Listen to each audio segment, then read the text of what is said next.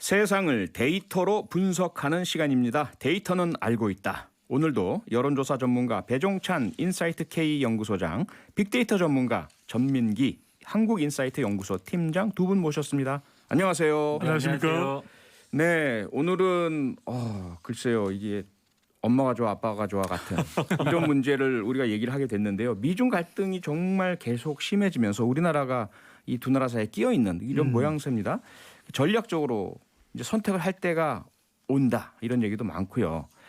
다음 주 금요일에는 문재인 대통령이 미국 방문을 합니다. 그래서 바이든 대통령하고 정상회담을 갖죠. 그래서요, 오늘은 이 두 강대국 G2 국가라고 하죠. 미국과 중국을 분석해 보려고 합니다. 오늘 특히 이제 청취자 여러분께 우선 부탁을 좀 드려야 되겠습니다.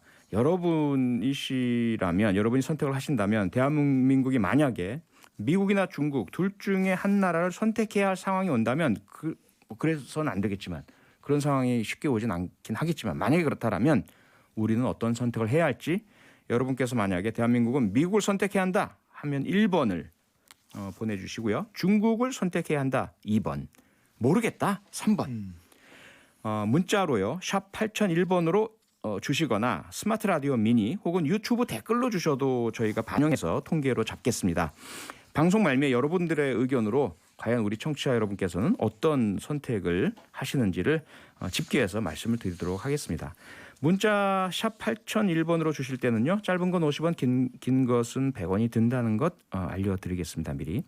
자, 우선 전민기 팀장님, 네. 빅데이터로 분석한 미국과 중국 어떻습니까? 일단 관심도는 미국이 지난 1년 동안 조금 더 높았습니다. 예. 미국의 언급량이 한 629만 건 정도, 중국은 491만 건 정도. 네. 그래서 뭐 한 100만 건 이상 차이가 나네요. 그렇습니다. 네. 그렇지만 중국 관심도도 상당히 높다고 보셔야 될 것 같고요. 네. 미국과 관련해서는 연관어를 쭉 보면은 코로나19 이야기가 뭐 당연히 빠질 수가 없겠죠. 예. 거기에 이제 한중일, 우리 동아시아 3국과의 관계 이런 쪽에서 좀 해석할 수 있는 키워드들이 상당히 많이 있고요. 네. 그 외에는 이제 뭐 기업이라든지 경제적인 키워드로서 이렇게 한 3가지 정도가 좀 나타나고 있습니다. 네. 그래서 이제 상황으로 봤을 때는 작년에 이제 미국 선거가 가장 큰 관심을 받았던 것 같아요. 대통령 선거. 우리나라 뭐 대선만큼 사실은 트럼프 대통령의 그 입을 굉장히 우리가 주목했었잖아요. 예. 그러다 보니까 그쪽으로 좀 소비된 경향이 상당히 많이 있었고요. 그다음에 이제 코로나 사태 이후에 좀 해외 여행을 못 가다 보니까 여행 관련한 상황들이 좀 많이 등장을 하고 있어서 네. 생각보다는 긍부정 감성어가 66대 33으로 긍정 감성어가 훨씬 많습니다. 네. 근데 이제 우리가 언론에서는 주로 이제 정치 외교 현안들에 대한 미국과의 관계를 많이 이야기하지만 네. 일반인 분들은 그 비율은 좀 상당히 낮다.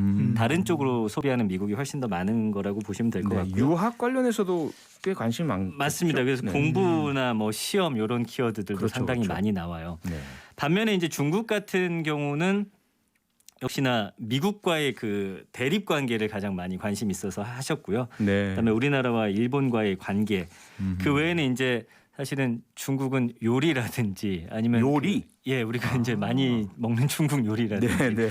그다음에 중국 제품들에 대한 어떤 평가들이 상당히 많으세요. 예. 이따 이제 호감도 분석할 땐 이 부분 좀 더 깊게 설명을 드리겠지만 어쨌든 네. 그런 상황들과 많이 연결이 지어져 있고요. 감성어 긍부정 비율은 69대 30으로 뭐 미국이나 중국이나 감성어만 놓고 봤을 때는 좀 더 네. 긍정적인 반응들이 훨씬 많다. 우리의 그래요? 예상과 다르게. 의외네요, 진짜. 아까 말씀드린 대로 이제 이걸 정치나 외교로 분석하는 분들이 그렇게 많지는 않기 때문입니다. 개인적인 상황, 개인적 관심, 개인적인 취향과 의견 이런 것들 중심이란 말씀이죠. 그렇습니다. 자, 그럼 이런 빅데이터 분석 결과에 대해서 배종찬 소장님께서는 어떻게 해석을 하고 계십니까? 우리가 이 빅데이터라는 내용은 이 언급량이거든요. 네. 그러니까 이제 미국하고 중국과 관련된 연관어들이 떠오르는 것이지. 앞서 전민기 팀장이 이야기를 했던 대로 미국에 대해서 또 중국에 대해서 네. 우리 네티즌들이 또 누리꾼들이 아주 정밀하게 비교 분석하고 평가한 내용이 아닙니다. 그건 아니죠. 그러니까 네, 네. 미국에 대한 나라에 대한 관심도가 매우 높다. 중국도 마찬가지로 높다. 그런데 대체적으로 감성 분석을 했을 때 긍정이 많은 이유는 얻는 정보들은 대체적으로 뭐 부정적일 리는 없는 거 아니겠습니까? 예. 그러니까 미국 뉴스를 접하더라도 그 관련되는 내용은 대체적으로 이제 뭐 인종 갈등이나 이런 내용들은 부정적일 수도 있겠지만 네. 그래도 일단 관련된 정보를 하나라도 우리가 더 알게 되는 상황 자체는 긍정적이라고 볼 수 있는 거죠. 중국도 마찬가지거든요. 예.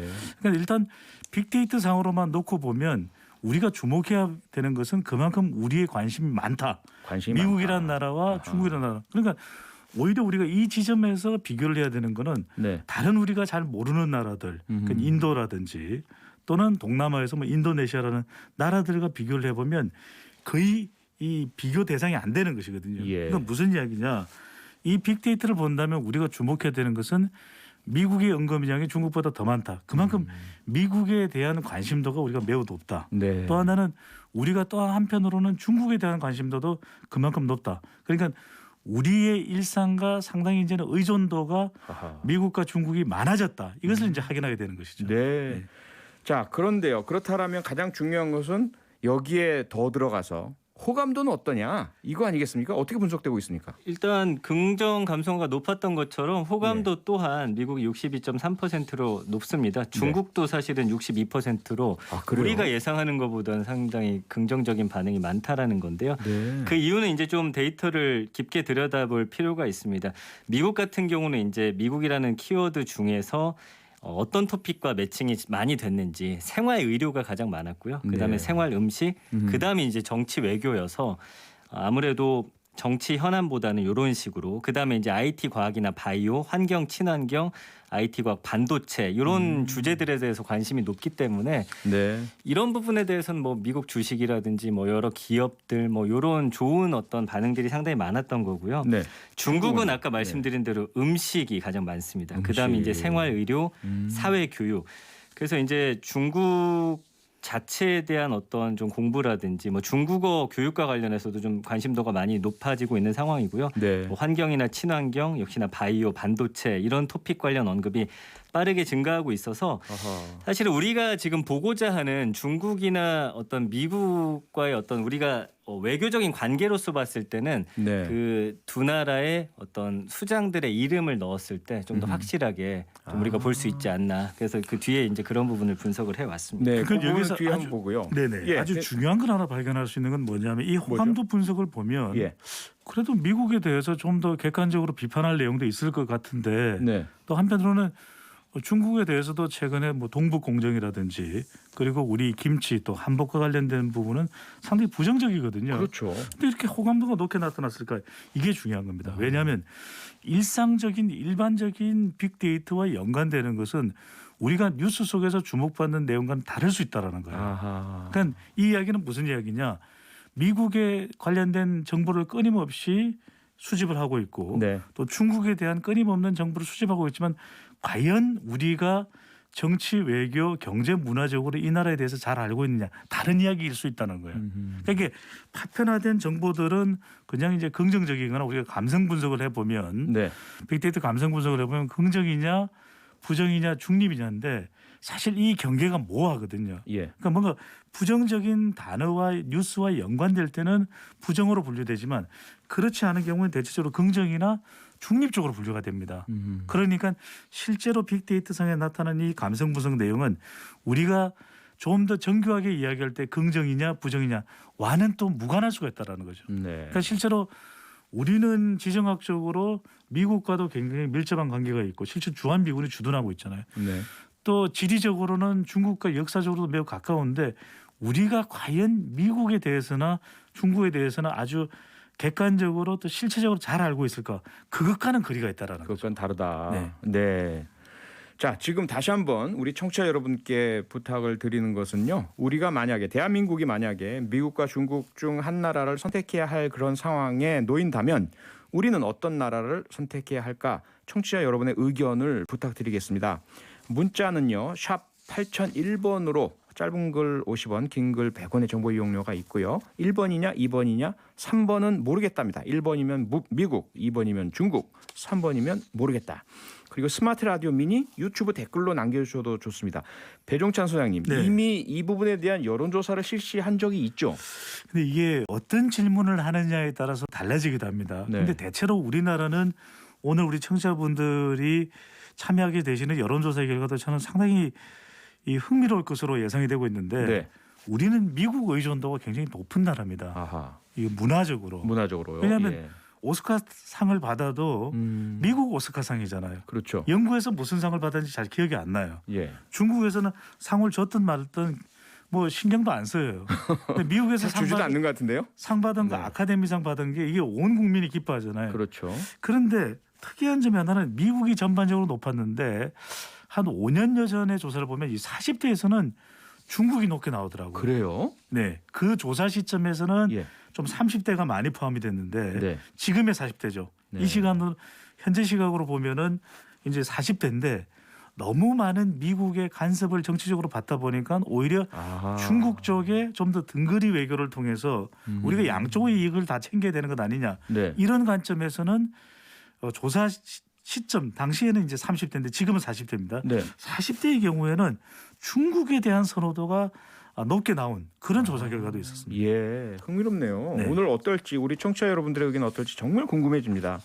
전민기 팀장님께서 네. 앞서 제대로 정확하게 중국, 미국에 대한 걸 보자면 그 양국의 지도자 바이든 네. 대통령과 시진핑 주석에 대한 분석이 필요하다는 말씀 주셨는데 이 빅데이터 상으로 어떻게 나오고 있습니까? 저는 오늘 이제 여기서 아마 많은 분들에게 여쭤본 게 아마 예. 여기에 저는 답이 있다고 보는데 네. 보통 이제 바이든 정부 이제 바이든 해야 사실은 우리가 여기서 이야기하고자 하는 그런 식의 이제 미국을 아하. 저는 대표한다라고 볼 수 있을 것으로 보여져요. 보통 네. 이제 그 한 국가의 지도자 이야기하면은 그 정부를 대표하기 때문인데요. 네. 사실 요거가 예외였던 건 이제 트럼프밖에 없습니다. 트럼프만 이제 개인에 대한 관심도도 있었기 때문에 네. 그 바이든 같은 경우가 언급량이 52만 2천 건이고요. 예. 시진핑 국가주석이 11만 9천 건으로 일단은 미국 정부에 대한 관심이 훨씬 더 높다라는 걸 알 수가 있고요. 네. 뭐 연관어는 비슷합니다. 미국, 중국, 코로나, 뭐 그 외에 정부나 뭐 지금 관계, 경제, 가능성, 효과, 예상 이런 키워드들이 등장을 하거든요. 예. 자, 이렇게 됐을 때는 바이든 정부의 긍부정 비율은 39대 60이 돼버리거든요. 네. 그러니까 아까 미국하고는 정반대의 결과가 그러네요. 나오죠. 왜냐하면 뭐 위협이라든지 뭐 배신, 관계, 왜곡, 압박이라는 키워드가 많이 나와요. 그러니까 최근에 이제 중국하고 우리 둘 중에 어디를 고를 거냐라는 어떤 그런 시그널을 많이 주고 있잖아요. 쿼드 문제라든지 또 그렇습니다. 한일 관계도 압박이 있다는 보도도 그럼요. 있고요. 예. 그러니까 그런 부분에 대해서 지금 많은 분들이 조금 부정적으로 인식하고 있는 것 같아요. 그래서 호감도도 40.9대 59.1로 부정이 훨씬 높습니다. 부정이 많네요. 예. 근데 그렇다면 이제 시진핑 국가주석은 어떠냐? 네. 역시나 키워드들 보면은 뭐 우려라든지 시장, 그다음에 바이든 이런 세계 가능성 뭐 이런 키워드들이 나오는데 관계라든지요. 네.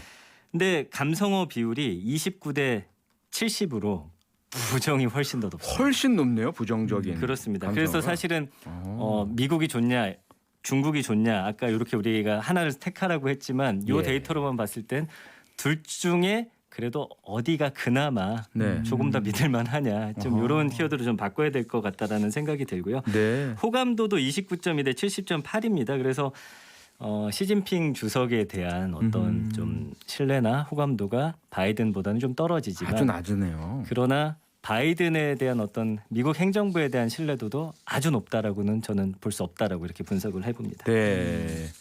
자, 배소영님께서는 네. 이러한 시진핑, 바이든 두 양국 지도자에 대한 이런 엇갈린 우리 국민들의 빅데이터상의 분석 어떻게 보고 계십니까? 네, 이 큰 차이가 있겠죠. 뭐 아주 작은 차이라고는 할 수 없는 것이 예.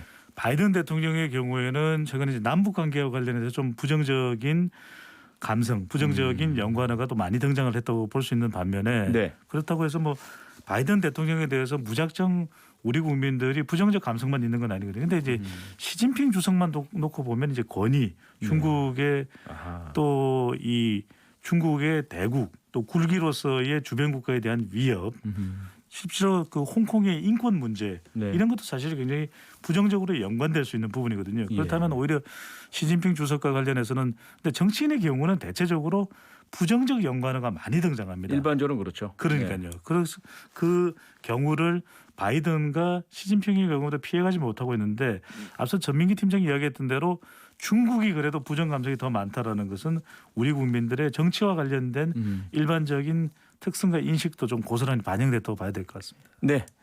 일단 여기까지 듣고요. 잠시 광고 듣고 돌아와서 여론조사 결과 발표하겠습니다.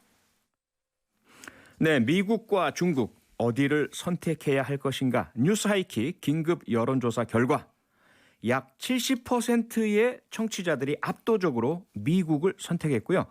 25%가 중국, 5%는요 모르겠다. 둘 다 선택하면 안 된다. 이런 답을 보내주셨습니다. 정말 많은 분께서 보내주셨습니다. 감사합니다. 그중 몇 분만 좀 의견 소개해드리면요. 7598님 미국이요. 군사적 안전을 위해서도 경제적으로도 미국을 선택하는 게 옳은 일 같아요. 1161님은요. 중국의 한 표. 대등한 관계 개선이 전제돼야겠지만 모두 자국 이기주의라면 중국과 교류가 더 좋다고 생각합니다. 8452님은요. 둘 다 중요한데 현재는 미국, 미래엔 중국. 미니로 김보희님은요. 모르겠다. 한쪽을 선택하지 않아도 스스로 해결할 수 있는 세상이 오면 좋겠네요.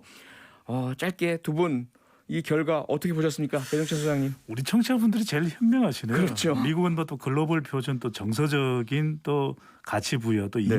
이미지의 문제도 있는 것 같고요. 근데 결국 우리가 어느 한쪽만 선택할 수 있나요? 없죠. 두 국가의 균형을 잘 찾아가는 것이 중요하겠죠. 네, 전민기 팀장님. 저도 이제 호감도 같은 게 보면 10% 정도 왔다 갔다 합니다. 그러니까 결론은 뭐냐면 우리가 이제 경제적으로 어떤 좀 이득을 취할 수 있는 국가가 어디냐 이런 것들을 좀 균형을 잘 찾는 게 중요하지 않을까. 그러니까 한쪽 편을 들기보다는 네. 현재로서 우리도 이제 어느 쪽이 유리한지를 잘 판단하기를 많은 분들이 바라시는 것 같아요. 그러게요. 그게 정답인 것 같습니다. 표창원의 뉴스 하이킥 1, 2부는 여기까지고요. 지금까지 전민기 팀장님, 배종찬 소장님 함께해 주셨습니다. 저는 잠시 후 7시 10분에 오늘의 표정으로 돌아오겠습니다. 두 분 수고하셨습니다. 감사합니다. 감사합니다. 평일 저녁 6시 5분에 여러분을 찾아갑니다. MBC 라디오 표창원의 뉴스 하이킥.